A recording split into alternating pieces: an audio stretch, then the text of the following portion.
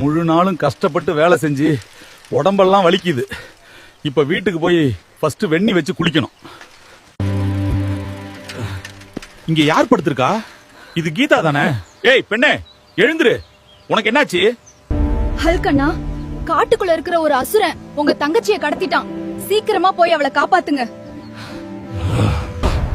அந்த அசுரனை நான் கொல்லாம விட மாட்டேன். என் தங்கச்சியவே கடத்தி இருக்கான். அந்த அசுரன் இந்த காட்டுக்குள்ளதான் எங்கேயோ ஒளிஞ்சிருக்கான்னு என் உள் மனசு சொல்லுது. சரி, நான் முன்னாடி போய் பாக்குறேன். என் தங்கச்சி எந்த நிலையில இருக்காளோ தெரியல. இந்த அடர்ந்த காட்டுல இந்த வயசான பாட்டி இங்க என்ன பண்றாங்க? பாட்டி, இங்க எங்கேயாவது ஒரு பொண்ணை பாத்தீங்களா? ஆமா மகனே, அந்த பக்கம்தான் போனாங்க. இதுதான் அந்த அசுரன் இருக்கும் குகை போல.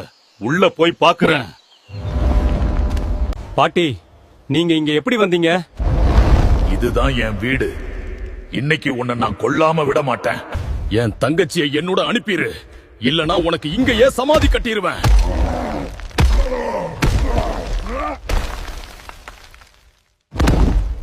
அண்ணா, கடவுள் மாதிரி வந்தீங்க.